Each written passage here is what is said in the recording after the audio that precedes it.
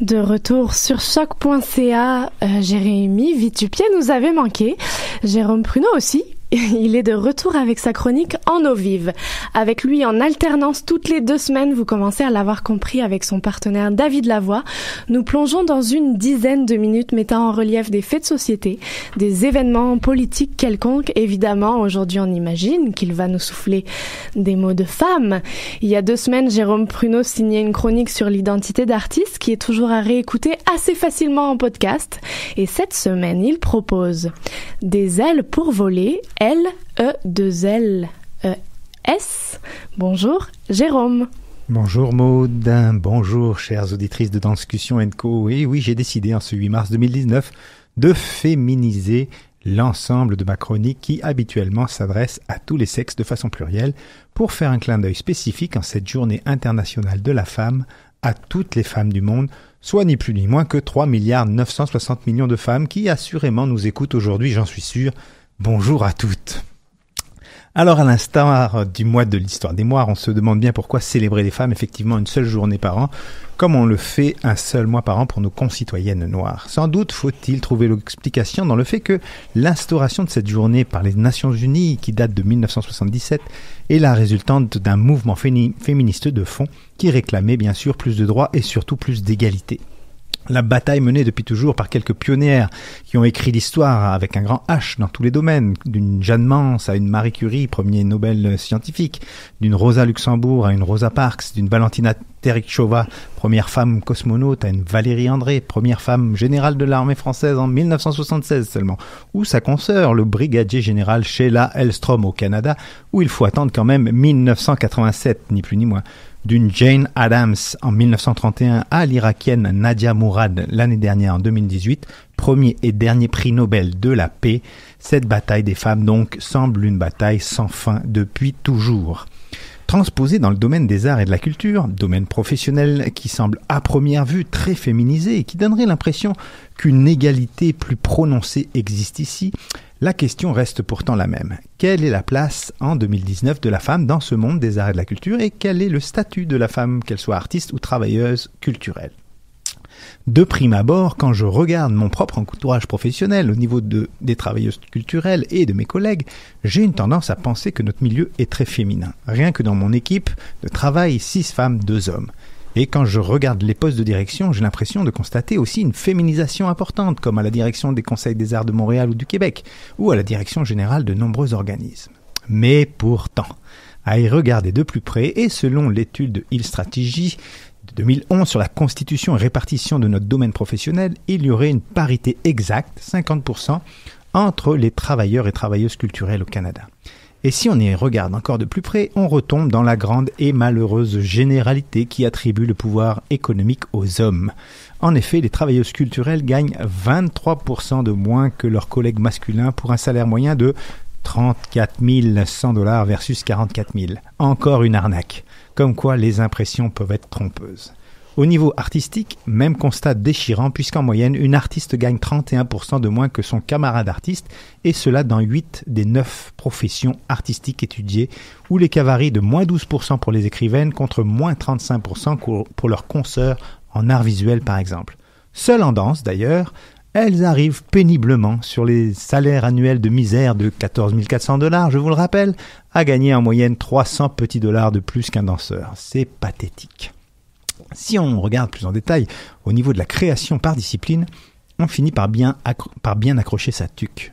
En effet, selon l'étude, la place des créatrices dans les postes clés de la création de la culture au Québec, réalisée en 2016 par Réalisatrice Équitable, ce que je salue, les chiffres finissent par faire pleurer. Quelques exemples.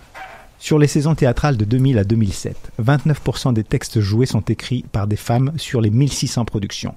Mais les hommes sont 2 fois plus nombreux à avoir un accès à la scène, puisque 36% d'entre eux ont en effet au moins 3 productions à leur actif, contre seulement 18% des femmes.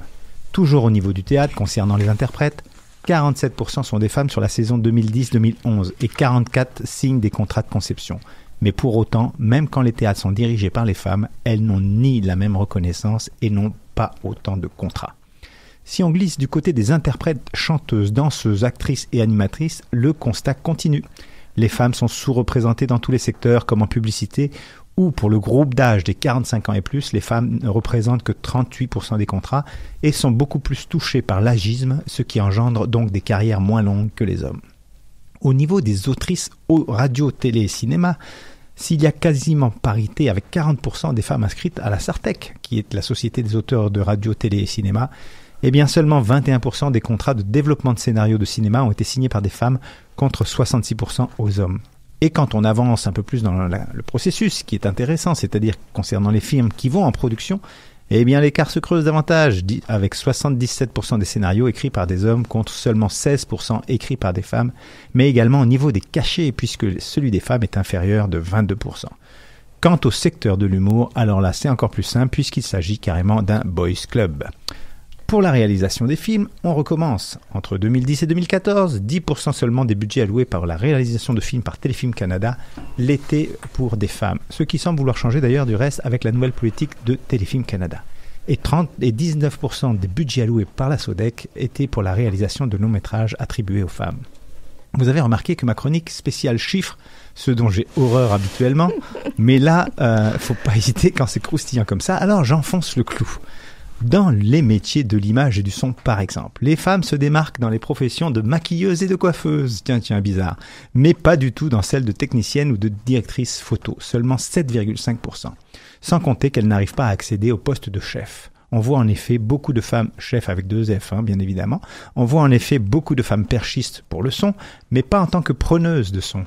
Idem pour les caméras, où on retrouve beaucoup d'assistantes à la caméra, mais peu de directrices photo. Bref, moralité dans le secteur télé et cinéma, on est là dans un monde de gars qui fonctionne à l'ancienne, par passe-droit et autres boys club justement, qui cooptent les copains, pas les copines. Bon, je ne peux pas passer en revue toutes les disciplines, mais je m'en suis gardé une petite dernière quand même pour la forme. Je veux parler de la littérature, roman, poésie, essai. Alors là, si ta tuque n'était pas accrochée, eh ben vas-y, c'est le temps.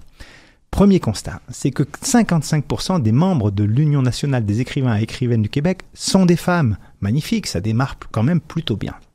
Sauf que quand on regarde l'expérience réalisée par Catherine Nichols en 2015, et j'ai bien dit en 2015, c'est-à-dire il y a juste 4 ans, alors on tombe de haut.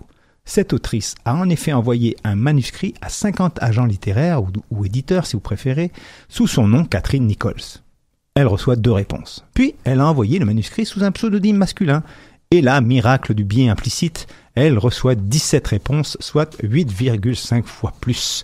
Oui, nous sommes en 2015. Au niveau de la recension, même chose, puisque seuls 33% des manuscrits féminins sont recensés dans les revues. Et enfin, en termes de reconnaissance suprême, il suffit de passer en revue 2 grandes reconnaissances notoires, le Nobel de littérature, qui a été attribué à une femme depuis 1909, seulement 14 fois. Et le Goncourt, parlons-en du Goncourt, depuis 1903, seulement 11 fois. Quel triste record. Alors je pourrais malheureusement continuer une bonne partie de la journée à révéler l'inégalité homme-femme qui se dresse. Sommes-nous obligés de l'avouer non plus comme un mur de verre, mais plutôt comme un mur de béton dans notre si beau secteur des arts et de la culture?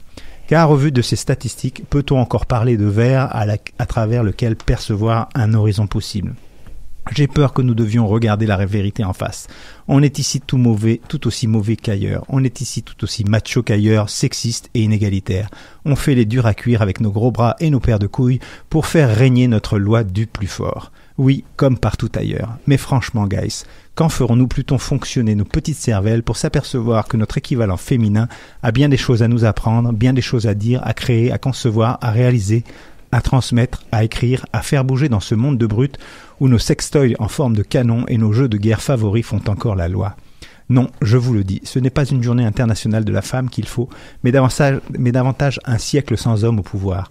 On y verrait peut-être enfin le jour, on finirait peut-être par comprendre que la femme est définitivement l'avenir de l'homme avec son grand H et qu'il lui faut des ailes, E2LES, pour voler. Et tous ces malheureux constats me font penser d'ailleurs à cette magnifique chanson qui, en 1992, éveillait ma conscience féministe. Moi, si j'étais un homme, je serais capitaine. Eh oui, allez à Jacques Taest, à tout bientôt.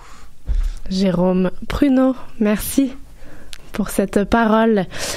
On se retrouve juste après les départs en retard de l'artiste Mélanie Venditti. Nouvelle découverte de la semaine. Restez à l'écoute, j'ai une surprise pour vous.